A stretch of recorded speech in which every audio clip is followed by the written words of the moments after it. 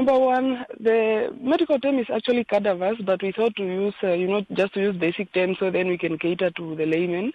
And the importance of donating one's body to science, it enables medical students and their lecturers an opportunity to learn and teach using the actual human body instead of using models, because obviously there's a difference, and this provides a greater learning experience compared to when one has to use models or textbooks. So for how long do you preserve the bodies or the cadavers, as you said, and what happens to them or once they have been exhausted? I would like yet again to make it clear that we, Conscious Millennials Foundation, we are not the ones that preserve the bodies. The bodies are actually used by UNAM School of Medicine. We are just putting up a public dialogue for educational purposes. So because we started having this dialogue last week, we had an in-person session. So we learned that the body is actually used for 2 years, after which the family can then, the arrangements between the institution and the family, the body can then be collected, be it in terms of ashes after cremation when it's done being used. And then the family, if they are interested in collecting the ashes of their loved one, then they can go in, or they are given that priority to collect the ashes. If not, then the School of Medicine scatters the ashes in a respectful ceremonial way at something they call a garden of remembrance. So for the body to be used for these 2 periods, they are actually embalmed. This is a process where the fluids are actually drained from the body, just to preserve them, so then they are in the condition to be used by medical students in a period of 2 years. So talk to us a little bit more about the conversations that you have. I mean, what kind of setting does it take place under, where you then talk to members of the public who are interested in this? So like I mentioned, we started last week Thursday with an in-person session. This was at School of Medicine. And we are having our final session tomorrow. This will be online. We are doing it on Google Meet. And we've circulated the flyer and the link around. So if somebody hasn't received it and they would like to receive it, or they would like to join the session, I ask that they contact me on my number, which is 08141 57544, just so I can share that information with them. So we are doing this, like I mentioned earlier, it's public awareness. And, just so we advance public awareness on the issue of donating one's body to science. And we thought to bring in the experts from dominant pillars of society. We are talking about culture. We are talking about religion. Religion is in looking at this from a biblical doctrine side of things. We have civil society guys on board. You can't talk to the community if, in fact, they are actually the voice of the community, and we thought it's important to have them on board. We also have the legal expert on board. They are going to explain the ethics and everything else legal-wise surrounding body donation to science. And then we have the science guys themselves. This is Dr. Pullman from UNAM School of Medicine, who is actually running the program. And we implore all members of the public to join us, because this is your chance to learn and ask all your questions and have all your concerns addressed. So should there be people that are willing to donate their bodies but do not know how to go about it, what are some of the requirements and procedures that are used to donate? The requirements is that one should be at least in the position to consent. That is, in terms of age, we know in Namibia is 18, and they should also be of sound mind. If it's a minor, then they should have the consent of their parents or guardians. In terms of the procedure, one needs to contact the UNAM Anatomy Division. That is Dr. Pullman, like I mentioned earlier, and we are fortunate to have her on board or joining our conversation tomorrow. So you contact the Anatomy Division, and then you get the application form and all these other requirements, especially in terms of giving consent through your will, just so you cover the legal side of things. So how would you say the response has been so far? I mean, have any people reached out to you, and do you have perhaps an indication as to how many people perhaps might be joining your sessions? All right. We found that there are mixed reactions to this, and we don't blame people, because this is something new in our midst. We haven't had, despite the fact that we had the School of Medicine all along, this is the first time they are coming out to the public and saying, guys, we need assistance with, we need people to consider donating their body to science for medical research use.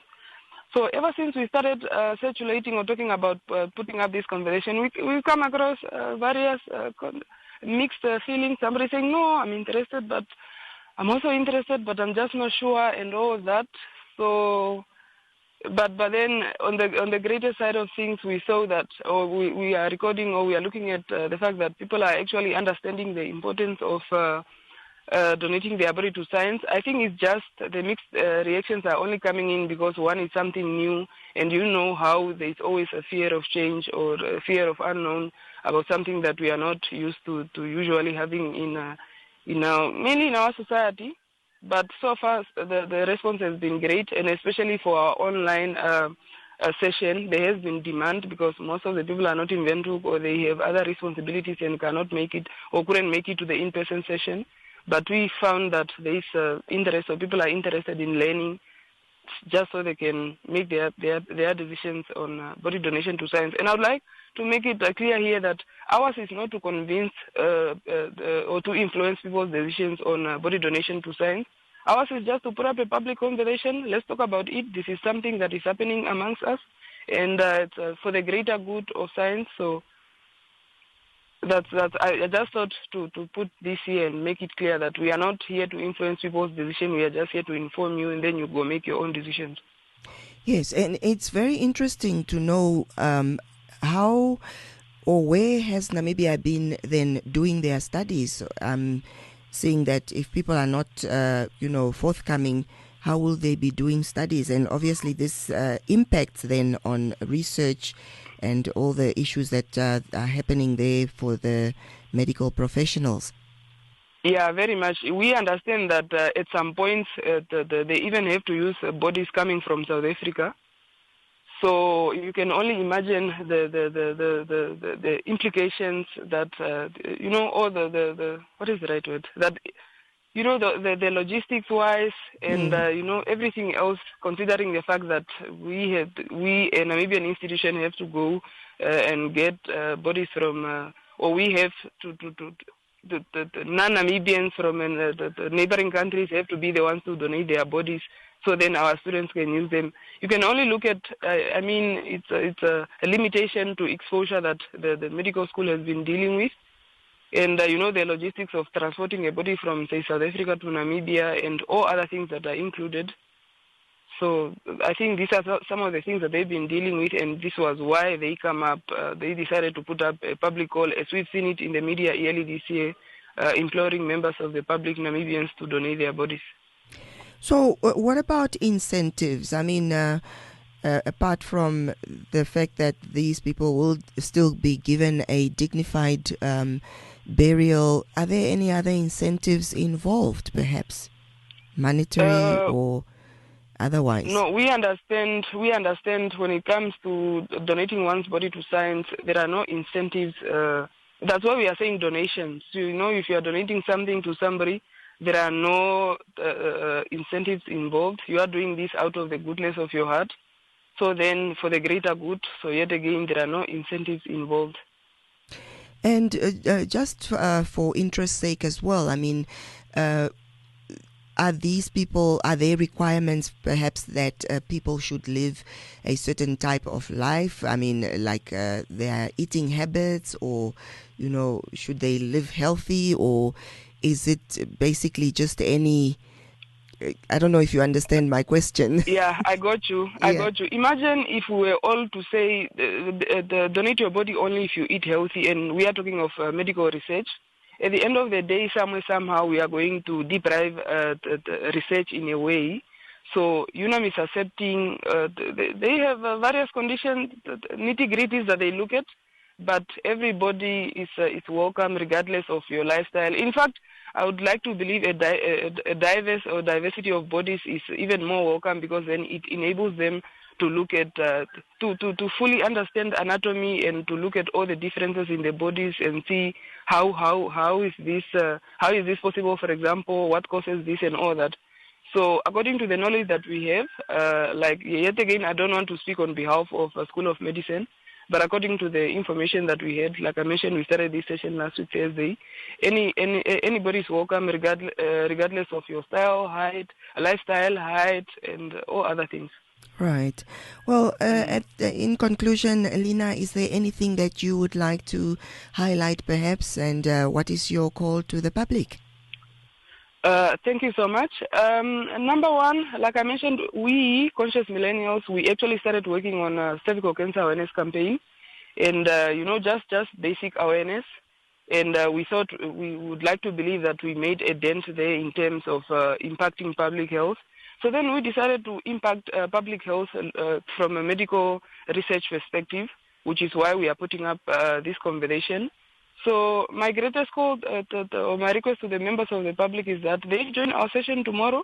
Come and learn. Come with your questions. Come with your concerns. It's a safe space for you to learn, ask your questions, or perhaps if you are not in the position to, perhaps you are not comfortable with speaking publicly, you can. My number is on the flyer that we circulated.